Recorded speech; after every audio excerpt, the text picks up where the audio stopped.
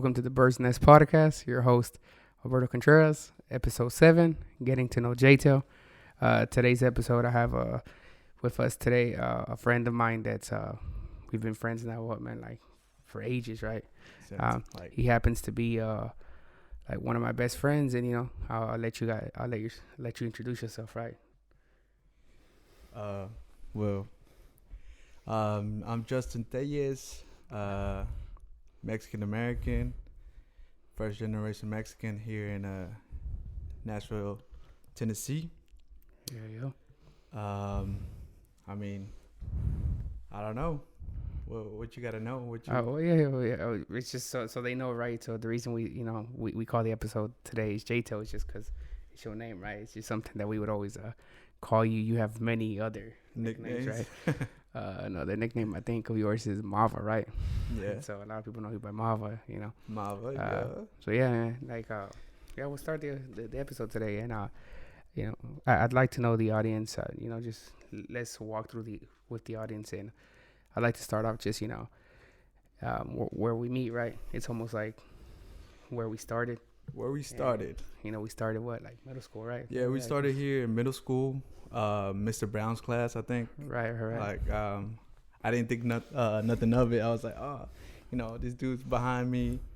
Oh no, you were in front of me, to be honest. Right. And then I was like, man, I'm trying to copy off him because he's a smart dude, And it went from there, and then playing soccer with William and stuff like that. Yeah, like I had Ishmael on the show, right? In a previous episode, he's a close friend of ours too, right?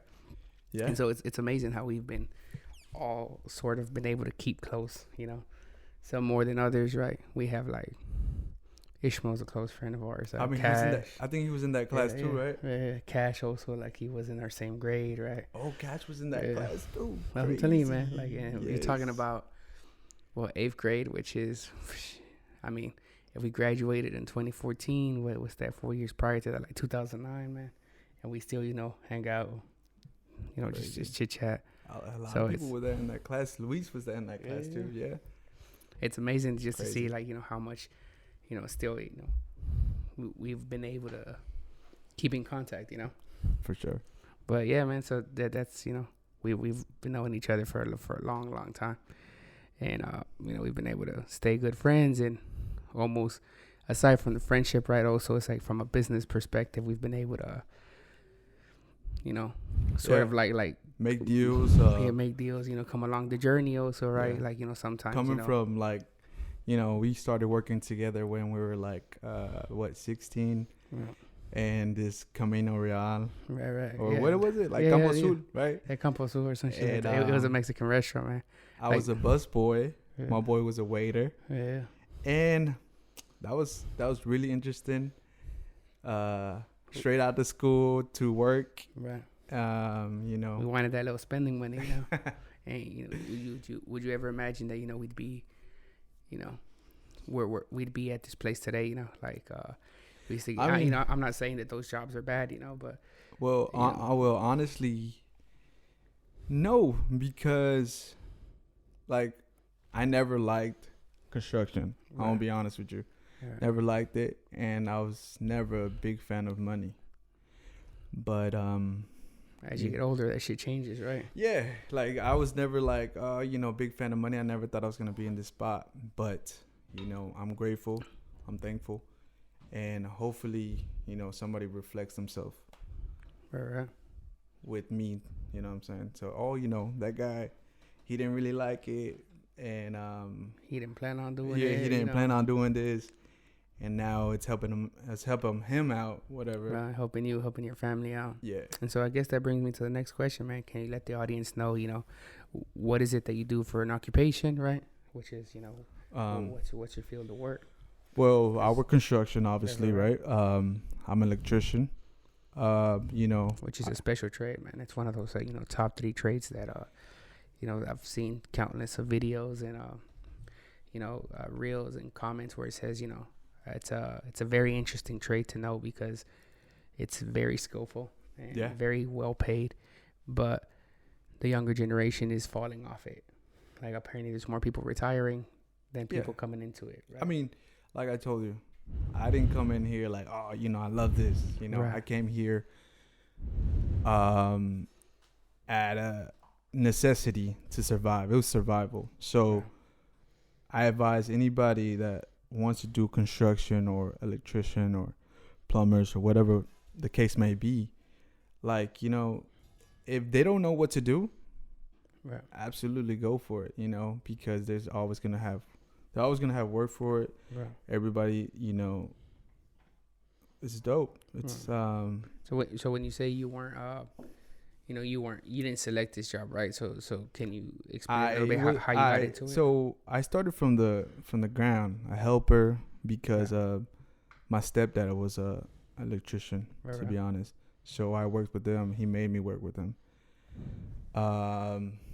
What's it called? I got kicked out of my house when I was 17. So that was the best job I knew how to do. So, and that was the best paying job. So I went with that. I had battles with it. I didn't want to do it. And then eventually I got to the point that, I had my own crew, my own jobs. So, became a helper, became a leader of the crew. Right. And More eventually, of a, we call that in Spanish, like a maestro, right? yeah, Like where they leave you in charge of an entire crew. You're still working for someone, but yeah, you know enough where you can manage like a few guys and get the job done. I Right? mean, I started, in the crawl space, Right. up in the attic, sweating my balls And, off and everything, And if you're saying pay wise, right? Like a quick scope, right? When you start off as a helper, how much were you getting paid? Maybe you don't know exact, but just a quick scope. estimate. Back at that time, I mean, I was, as a helper, it was like $110 around there, or $90 or something like that A day, right? a day. Yeah. All right. So then you go in and you become, where you're managing, some, crew for someone else. So When you're like the top, you're your foreman. So what do you start earning when you do that? well, at that time, it was like about 150. Right. To be honest, it's a substantial upgrade, right? Like percentage wise, right? So yeah, 150. You're talking about a little bit, like 40%, 40% increase, 35% increase. Yeah. So 150. In that field, sometimes you work 6 days a week, right? Yeah, 6 days a week. So what you were averaging, like $900, like around $900,000 a week. Yeah, And I mean, how long were you in that field? How long was I in that period of time? Like a in that foreman? position, yeah. Yeah, I was there for a minute because, like I told you, I was working for somebody, and I got the opportunity because they're like, oh, you've been here for a long time, you've been a chalan, you've been working for a long time.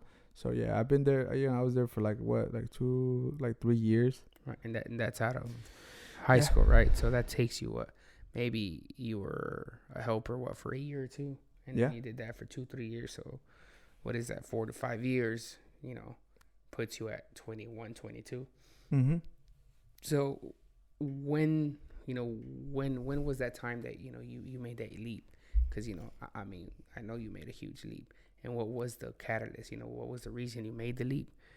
And pay wise also, how's that changed? Pay wise, okay. Cause so why did I make the leap? Right. The reason, like I told you, I never had a big passion about it. Right.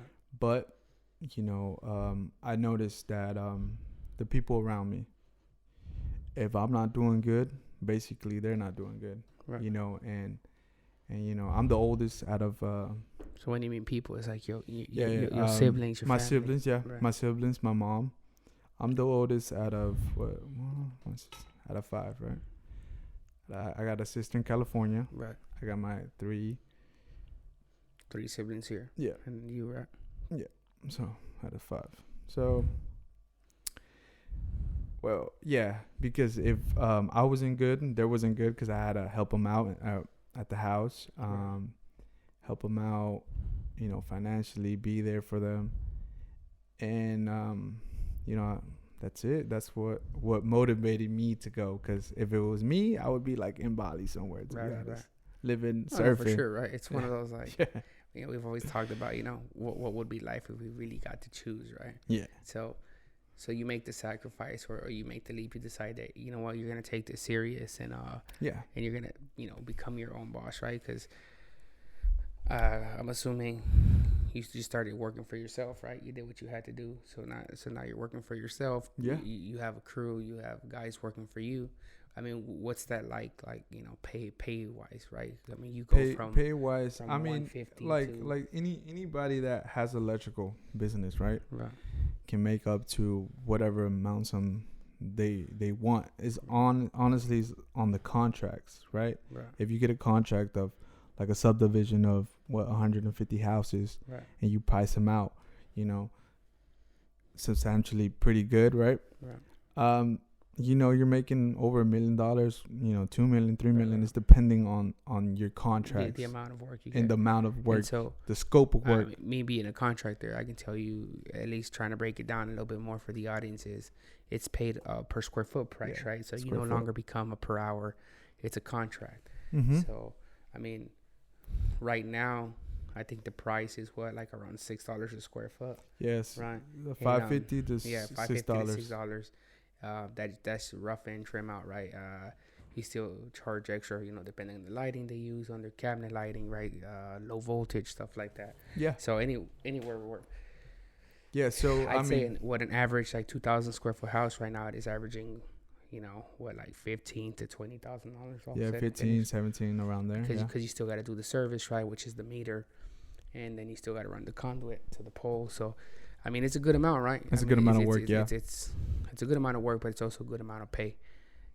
It's something that I feel like is somewhat dangerous, right? So it has a higher reward, right? They say, high risk, high reward. So, and I mean, you probably know the dangers of it, right? I mean, I could only imagine what risks and, dangers come from that. But, yeah. Earning, per contract on average, like 15, 17K, right? Yeah.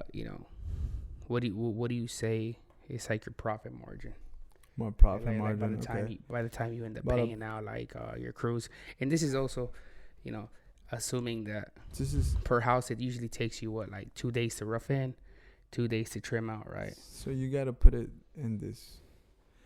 You got to put in that the days that you're not making money too, right? Right. So because your crew always needs to get paid. Right. There's days that you don't get paid. You get a check of like 1,000, 2,000, Right. and you got to pay people like I paid my main guy like 202 or something like that. Right. A day. Just depending on the work and stuff like that, right? And then I got to pay another guy and another guy, right? So it comes out to be like 2,000 something payroll, right? Right. And so your crew is what, like 2 guys, 3 guys? 3 guys. 3 guys with them plus you, right? Yeah. Right.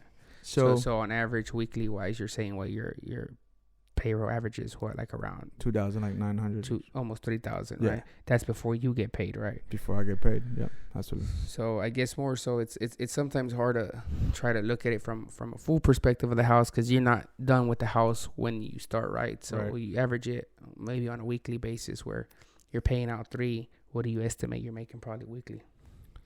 Well, on a good week. on or a bad good week, I mean, you could bring, on a good week, like 5,000, 4,000. Mhm. That's realistically on a new rough, and then you're putting in the wire, do everything, right? Right. So if you do a full house, like a 3,000 square foot house, we're talking about, 5,000. That's your profit, Right. Your material, your labor. Right. Yeah, that's a big part of it too, right? Yeah. You have to supply the material. 4,000, 5,000. And Mhm. I think that's a cool, what I'm saying? That's not you, that's And when you mean 4,000 or 5,000, that's profit, yeah, profit. right? So that's after you've paid your payroll. Mm-hmm. You paid your and material, material everything, and stuff. permits. I mean, of and all course, you that. still got workers' comp insurance to pay, but man, that's fucking huge. Sometimes, you like where you go, you change yourself from you're going from what, like a 150 or 200, price tag a day, which means you were averaging what, a little bit over $1,000 a week, and you go to start earning 4 to 5K sometimes weekly. I mean, shit, I know that this week was gonna be good for you, right? You're doing so a huge